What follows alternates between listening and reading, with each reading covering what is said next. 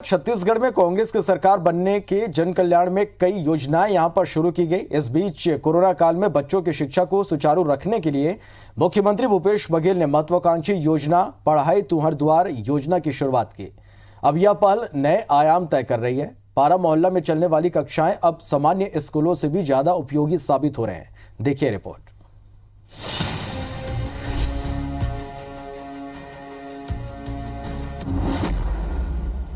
Corona संकट ने सभी को प्रभावित किया है, लेकिन इस दरमियान सबसे ज्यादा असर पड़ा है तो वो बच्चों की पढ़ाई पर।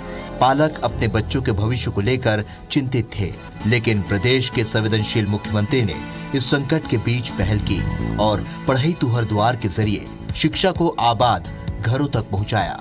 अब शहरों से लेकर गांव तक बच्चों की पढ़ाई निरंतर जारी है।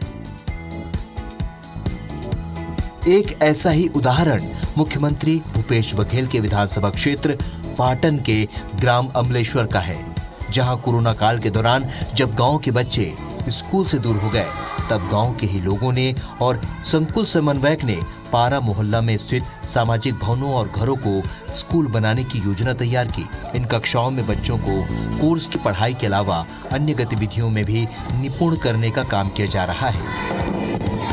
इन कक्षाओं की खासियत ये भी है कि यहाँ स्कूल के शिक्षकों के साथ ही गांव के पढ़े लिखे युवा भी अपना योगदान दे रहे हैं। वहीं दूसरी ओर कोरोना संक्रमण को ध्यान में रखते हुए सुरक्षा के तमाम दिशा निर्देशों का पालन किया जा रहा है। इस पूरी कवायद से मुख्यमंत्री भूपेश बघेल की पहल पर शुरू की गई पढ़ाई तुहर द्वार योजना सार्थक होती नजर आ रही है।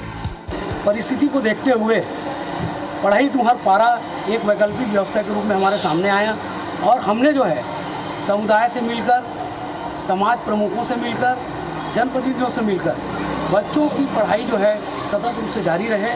और चूंकि भले ही हमारी स्कूल बंद है, लेकिन पढ़ाई हमारी बंद नहीं हुई है। खेल के माध्यम से भी पढ़ाते हैं हम लोग और बच्चों को मतलब इतना अच्छा लग रहा है, मन लगा के पढ़ाई कर रहे हैं। हम लोगों ने सोचा कि अगर हमारे गांव के ही बच्चे हैं और उनको अगर सपोर्ट की ज़रूरत है, सहयोग की ज़रूरत है, तो अगर हम ये कर सके तो बिल्कुल हमको आगे आना चाहिए। तो इस कारण से जब मैंने सुना कि यहाँ ज़रूरत है कोई पढ़ाने वाले की, तो मैंने अपना नाम दिया। बच्चे लोग को ठीक ठाक पढ़ाते हैं, गाँव वाले और मोहल्ला वाले लोग ठीक ठाक सहयोग करते हैं। कुछ ऐसा ही नजारा राजिम के ग्राम पंचायत भेंडरी में भी देखने को मिल रहा है, जो आज एक मिसाल बन गया है। इस गांव में कोरोना काल में भी ऑफलाइन कक्षाएं संचालित हो रही हैं। गांव के अधिकांश पालकों के पास स्मार्टफोन नहीं है और दूसरी ओर नेटवर्क की समस्या ने बच्चों के भविष्य को लेकर चिंता का माहौल बना दिया था। ऑनलाइन शिक्षा बड़ी चुनौती थी। ऐसे में गांव में पढ़ाई तुहर पारा योजना के जरिए ऑफलाइन क्लास शुरू की गई।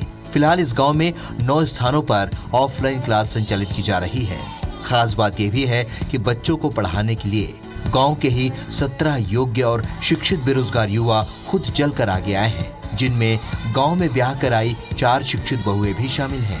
इन कक्षाओं का संचालन इतने सुचारू और सुरक्षात्मक ढंग से किया जा रहा है कि 10 दिन के भीतर ही इसकी जानकारी स्कूल शिक्षा सचिव डॉक्टर आलोक शुक्ला तक जा पहुंची है, जिसका जायजा लेने बीते दिनों शिक्षा सचिव खुद गांव पहुंचे थे और निरीक्षण के बाद इस पहल की खूब सराहना की।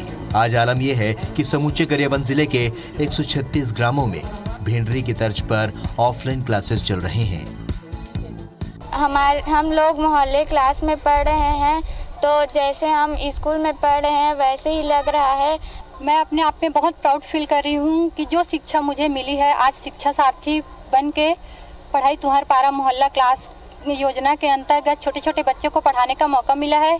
हमारा बहुत अच्छा लगा थे कि बाहर घूमत रही से ऊपर ले अच्छा स्कूल में लगा थे और पंचायत के सहयोग, गांव के सहयोग से हमारे गांव के लड़का मन बहुत अच्छा से पढ़ा लिखा थे।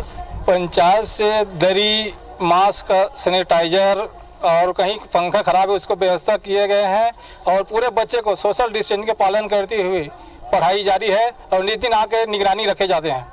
आज हमारे लड़का मन इधर उधर घूमत रही से ओला एक मुख्य धारा में जोड़े के जो कर प्रयास है बहुत अच्छा है। कम से कम हमारे लड़का मन शिक्षा से वंचित नहीं होना पड़ा थे, शिक्षा वाला बराबर रूप से मिला थे।